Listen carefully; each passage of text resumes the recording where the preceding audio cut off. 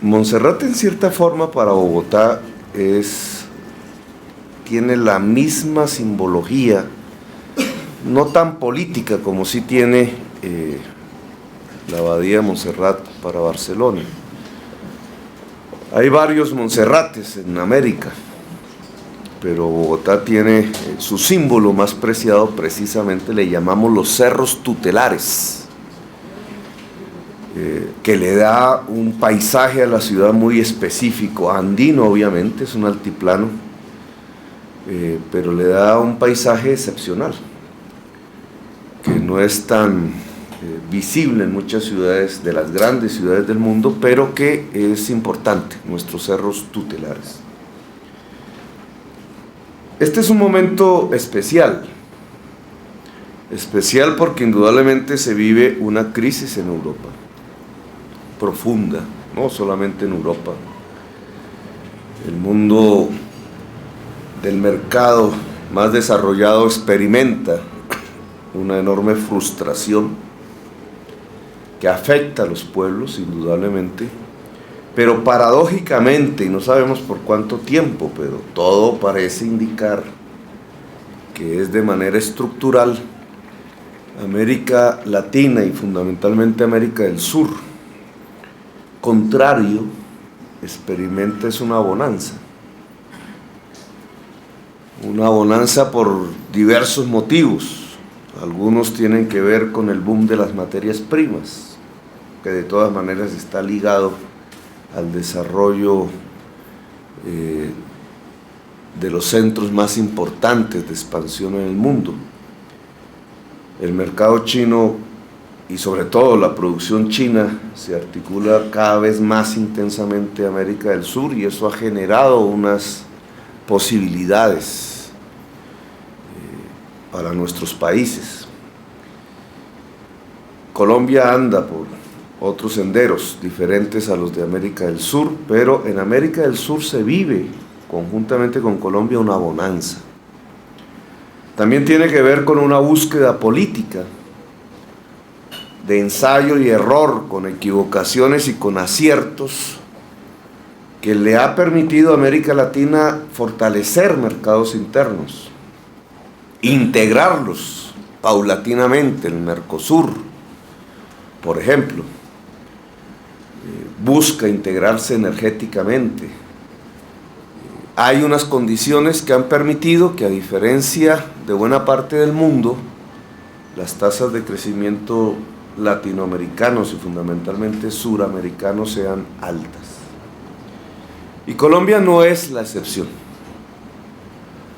A pesar que su deriva política está diferenciada del resto de América del Sur, Colombia también vive una relativa bonanza económica, entre comillas, muy relativa.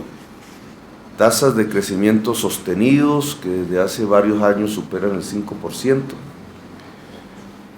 Un proceso de reevaluación del peso que va midiendo de todas maneras un fortalecimiento económico del país, un poco fundamentado en materias primas de tipo fósil, tema que criticamos nosotros.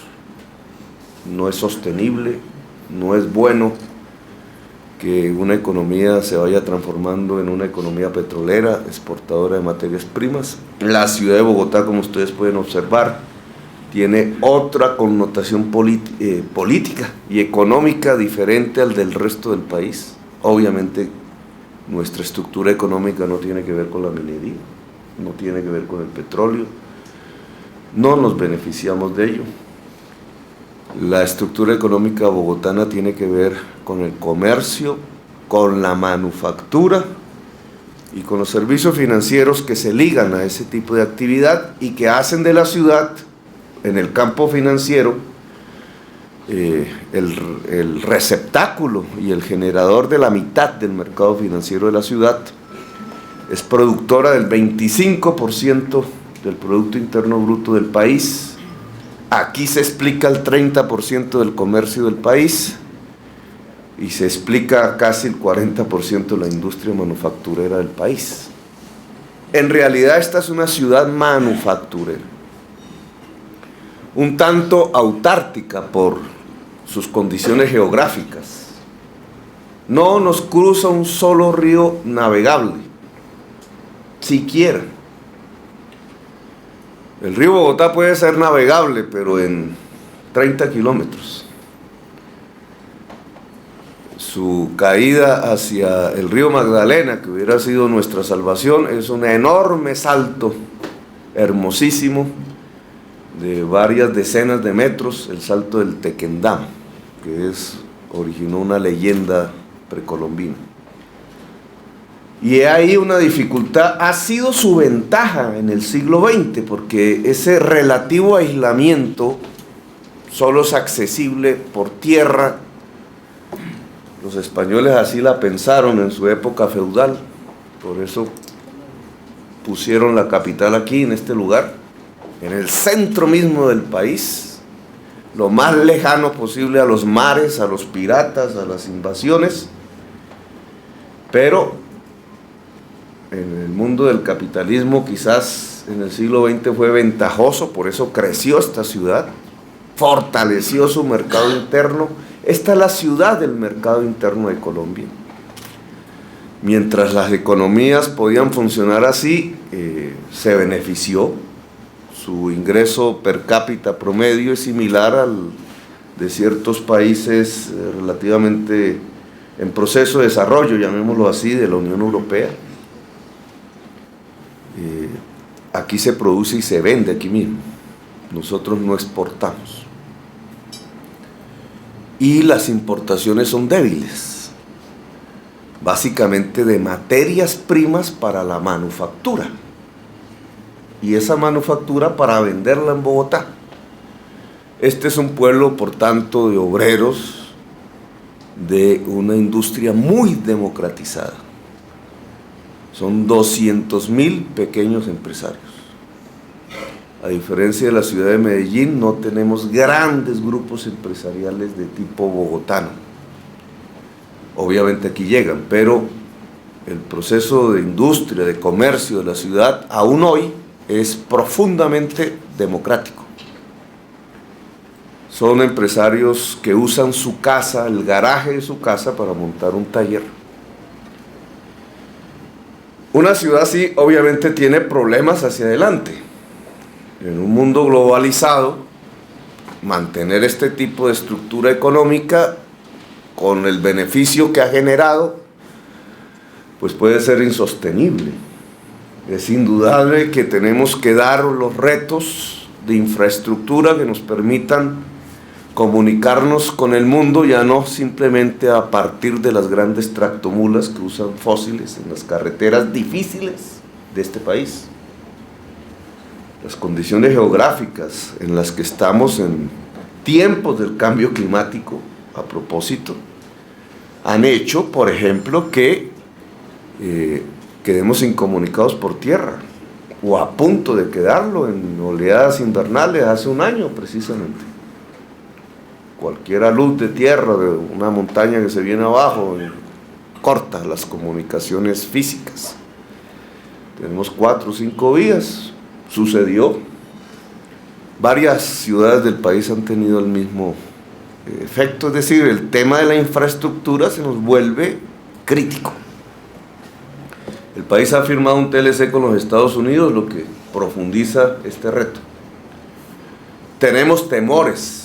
En Bogotá hay mucho temor, porque sus ramas productivas precisamente se construyeron alrededor del mercado interno, de lo que significa una exposición al mercado internacional chino y norteamericano de manera abrupta, como ya desde el día martes estamos sintiendo. Y es un temor razonable, pero que no podemos solventar sino a partir de lograr volcar la infraestructura productiva de la ciudad hacia el mundo. ¿Cómo articular esta ciudad al mundo? He aquí el reto. Implica infraestructuras de telecomunicaciones indudables. Es probable, a través de los decisiones que hemos tomado en la empresa de telecomunicaciones de Bogotá, que es mayoritariamente pública, de la ciudad, poder dar un salto hacia la fibra óptica domiciliaria. No muchas ciudades pueden decir esto, en Colombia ninguna. Es un proceso interesante, digamos, que permitiría cerrar la brecha digital, pero que va en el camino de cómo vincular la ciudad al mundo. Comenzaremos por nuestra infraestructura escolar que queremos hacer crecer, porque otro elemento fundamental de la sostenibilidad de la ciudad es precisamente crecer como una sociedad del conocimiento. Y eso implica un salto en nuestros niveles educativos, de por sí los más altos del país, pero se necesita mucho más. Pasar de 5 horas a 8 horas en nuestro sistema público, que significa muchísimos más profesores, pero también muchísima más infraestructura educativa. Y indudablemente una infraestructura que tiene que ver con la movilidad, que hoy es el problema más urgente de los bogotanos, que aquí creo ya se expuso, ojalá de manera pormenorizada, con la Secretaría de Movilidad, o se tendrá que exponer. En Bogotá, esta energía que nos alumbra aquí escasamente es agua. Precisamente por las condiciones geográficas, Colombia es una potencia mundial en la posibilidad de transformar el agua dulce en energía. El 80% de nuestra energía se produce a partir del agua. Y eso la transforma en una energía muy barata. Muchísimo más barata comparada a precios internacionales y muchísimo más barata que el petróleo. Por tanto, el salto de nuestro sistema de transporte a sistemas electrificados es fundamental para la ciudad. Y aquí, aunque no lo único, adquiere una importancia los rieles, los sistemas férreos, ferroviarios, que fueron, se desarrollaron en el país y se desarrollaron en la ciudad de Bogotá. Nosotros en 1948 estábamos planteando ya la construcción del metro, un poco tardíamente para Europa, pero los intereses económicos crecientes en ese momento alrededor del vehículo y el bus, y la afinidad cada vez más intensa que después de posguerra tuvo Colombia con los Estados Unidos, nos llevaron a un modelo diferente, el modelo norteamericano, en una ciudad que se construyó fue al estilo europeo. Es decir, insostenibles los dos modelos, el de afincar una ciudad sobre la movilidad a través del vehículo particular, cuando su construcción densa la hacía era proclive hacia el transporte público masivo, y que por nuestras condiciones energéticas era fundamentalmente eléctrica. Eso se suspendió, hoy es absolutamente imprescindible desarrollarlo. Y por tanto este es el escenario de un gran frente de inversiones que tenemos que acometer de manera inmediata. Tiene muchísima resistencia de tipo económico dentro de la ciudad, político por tanto, dar el salto hacia el modelo intermodal de transporte. Lo mismo que un asunto que para nosotros es fundamental y lo será en estos 4 años mientras gobernemos la ciudad, es nuestro proyecto político. Por primera vez en una ciudad colombiana se eleva al estatus de un plan de desarrollo la tesis de la adaptación al cambio climático. Esta ciudad se construyó sobre el agua, como México, y al construirse sobre el agua, porque precisamente lo que llamamos la sabana, el altiplano, era un gran lago, se desarrolló la ciudad fue contra el agua, en contravía de la esencia misma de la humanidad, que lo que ha visto es desarrollar civilizaciones enteras al lado del agua, sea el mar, sea el río. Nosotros aquí tuvimos una deriva paradójica. Nosotros nos desarrollamos fue contra el agua y obviamente quebrantando completamente la sostenibilidad del territorio. Territorio hermoso, porque la sabana de Bogotá, si la han conocido, cuando se sale de la ciudad es uno de los lugares más hermosos del mundo. Pero quebrantando ese territorio se desarrolló esta ciudad. Nosotros queremos, porque el cambio climático provoca entonces una mayor crisis ambiental de lo que estaba acostumbrada la ciudad, nosotros queremos cambiar ese orden de cosas. Y entre muchísimas cosas que implica la adaptación al cambio climático y la mitigación del cambio climático, entre otras, tiene que ver con la electrificación del transporte, liberarle espacios al agua, visibilizar el agua. Tiene que ver con un tema de urbanismo fundamental. Esta es una ciudad que en las últimas décadas creyó que podía construir la manera de urbanizar del estado de la Florida en la sabana de Bogotá, una ilusión que dio fuerza a un proyecto político y económico de poder. Gobernó la ciudad durante mucho tiempo, la última década por lo menos, incluso los gobiernos de izquierda, bajo esa misma lógica de expansión, de uso intenso del territorio y de utilización, por tanto, de infraestructura vial para el vehículo particular de manera intensa. Entre el 2006 y el presente año se ha duplicado el número de vehículos particulares en la ciudad, en un lapso muy pequeño de tiempo, motivo de la revaluación del peso que abarotó los vehículos, de nuestra propia bonanza relativa, pues mucha más gente compra más carros, de errores incluso administrativos como el pico y placa.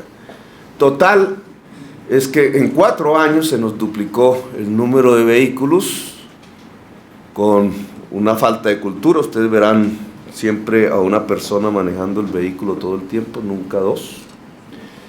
Y en una infraestructura no hecha para el vehículo y que no puede tener la misma velocidad del vehículo, pues lo que tenemos son colapsos de movilidad. La fuerza política de la expansión, de mover la ciudad hacia el vehículo particular, está destruyendo el territorio, y nosotros queremos una detente allí. Y esa detente de respeto ahora al territorio y de liberar espacios al agua nos obliga a una manera de urbanizar diferente, asumiendo unos retos fundamentales y una gran escasez de vivienda digna para los estratos más pobres de la ciudad. Significa construir dentro de lo construido. Le llamamos revitalización urbana. Generar en miles de hectáreas procesos de dignificación de la vivienda, aumentando la vivienda que hay allí. Eso nos obliga a crecer en altura, pero al mismo tiempo liberando espacios públicos, sean vías o fundamentalmente en espacios verdes. Una nueva manera de concebir la construcción de la ciudad, por lo menos en los últimos 20 años, que nos lleva a otros retos de inversión, al lado del transporte y del cambio hacia el modelo multimodal, hacia la construcción, pero de una manera diferente a la que venimos desarrollándola. No buscando las tierras fáciles del borde del perímetro, que son fáciles para construir, obviamente, pero que son costosísimas para la ciudad en términos de transporte, tiempos, servicios públicos, etc. Y que finalmente se vuelve costosísima para el ser humano que va a vivir allá, sobre todo el que no tiene suficientes recursos, pierde su calidad de vida. Y cambiar esa idea por transformar grandes espacios del centro urbano de la ciudad hacia espacios de diverso uso, pero obviamente de vivienda digna, que permita que más gente pueda vivir en el gran espacio central de la ciudad. Estamos hablando de cerca de 11.000 hectáreas. Manzanas es el equivalente. Pero que nos lleva en un primer lugar en el núcleo más central, que son unas 2.200 hectáreas, la mayor parte de ese terreno, el más central, ocupado, ustedes lo pueden ver, no aquí exactamente, pero este es un límite de ese centro. El centro histórico lo ven en dos grandes dimensiones. El centro tradicional de la ciudad, donde están los edificios viejos, la mayoría de esos edificios están desocupados, son cascarones, con una infraestructura ya construida, de redes, de urbanismo. Y más allá, en el siguiente gran núcleo, el área más extensa, en esas 2.200 hectáreas o manzanas, naves, que llaman los catalanes, o bodegas como los llamamos nosotros, de pocos propietarios, subutilizadas, porque antes era la zona industrial, etcétera, tenía un uso, pero hoy no. Es decir, una enorme oportunidad de revitalizar urbanamente. Quizás sería el proceso de revitalización más grande del mundo. Hay que hacer comparaciones, hay que traer datos de otros lados, pero si no es el más grande, es de los más grandes que queremos desarrollar, pero que vincula no solamente un gran esfuerzo público en términos de normas, de adaptación de normas, de facilitación de trámites, etcétera, sino grandes capitales. Entonces, ¿qué oportunidad tenemos aquí? Y hablo exclusivamente de la ciudad de Bogotá, obviamente. Una crisis allá, un excedente de liquidez de capitales allá, sin posibilidad de inversión, por tanto, con altos riesgos, y unas enormes oportunidades aquí para invertir ese tipo de capital de una manera productiva, porque una inversión en infraestructura escolar o en urbanismo y dignificación de vivienda o en transporte multimodal, pues obviamente hace de la ciudad de Bogotá una ciudad con mejor calidad de vida y por tanto más competitiva, más articulable al mundo desde diversos puntos de vista. Es decir, es una inversión que queremos, no toda inversión la queremos, no queremos inversiones rápidas, especulativas, de goce, de rentas, de las cuales hemos sido víctimas, menos la ciudad de Bogotá que otras regiones del país, pero eso no lo queremos, porque esta es una ciudad manufacturera y entonces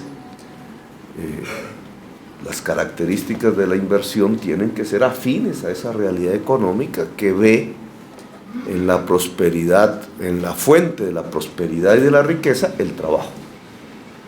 Son inversiones para trabajar, no para especular.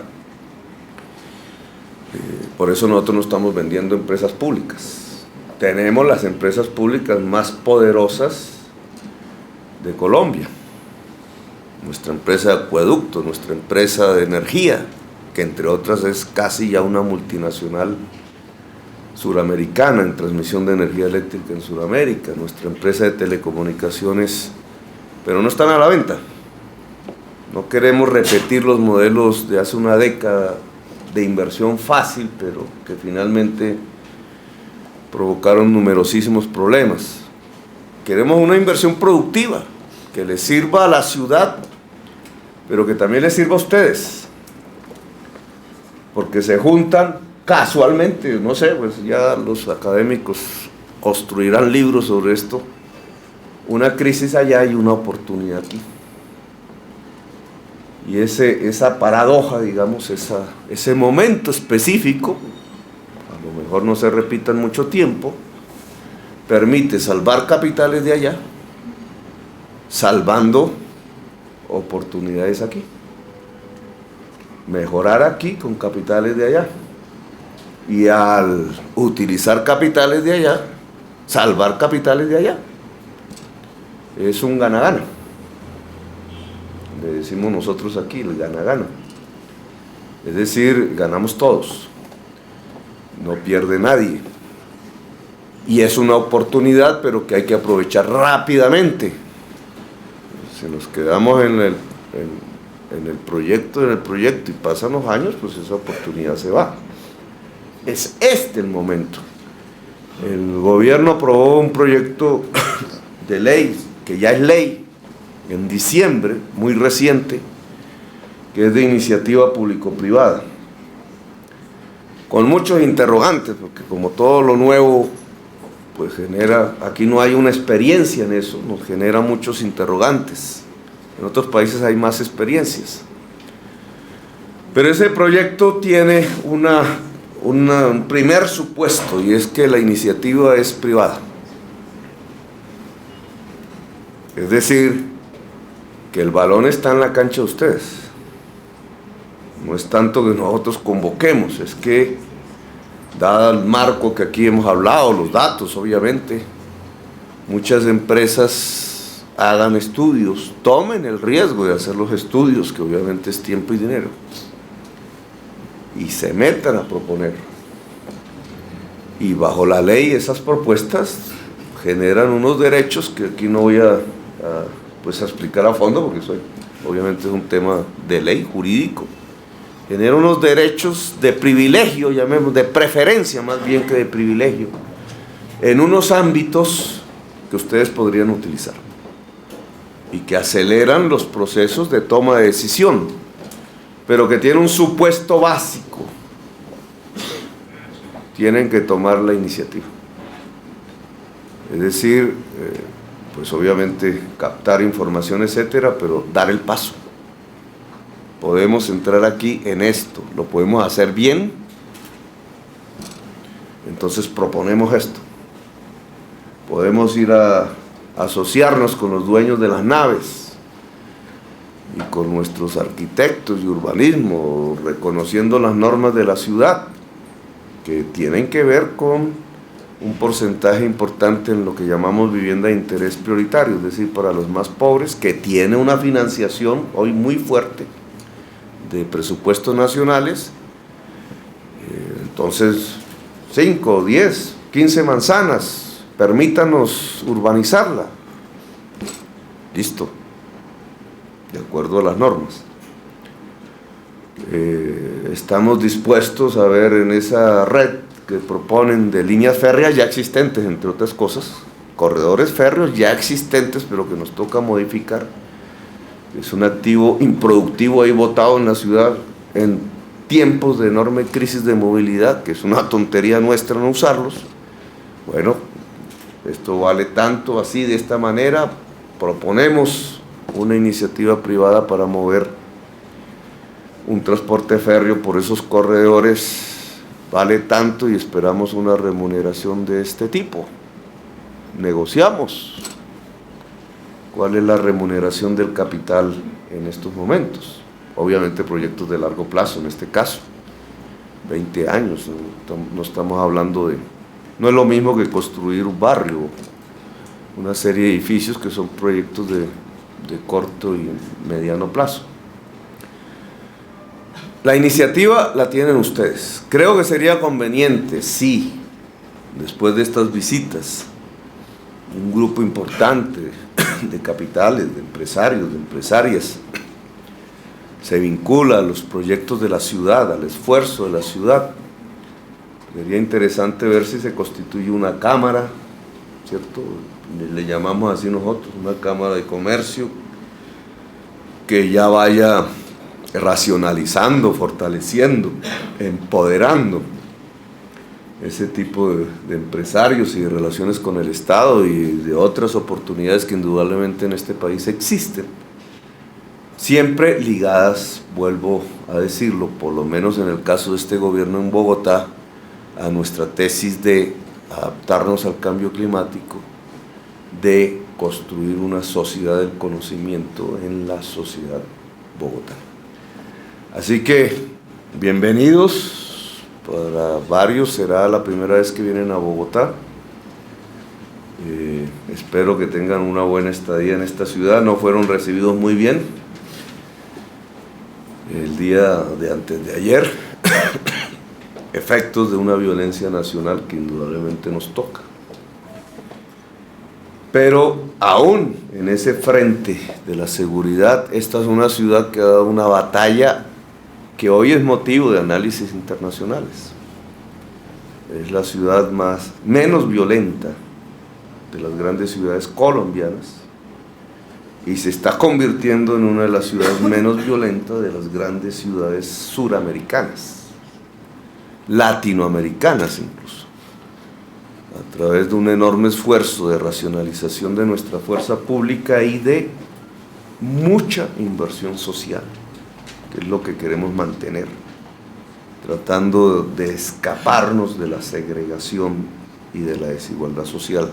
Esa es la llave de oro para disminuir la violencia que estamos utilizando, y hasta el día de hoy, a pesar de los hechos que ustedes vieron, de manera muy exitosa, aunque todavía obviamente tenemos mucho que hacer. Gracias por su atención, muy amables.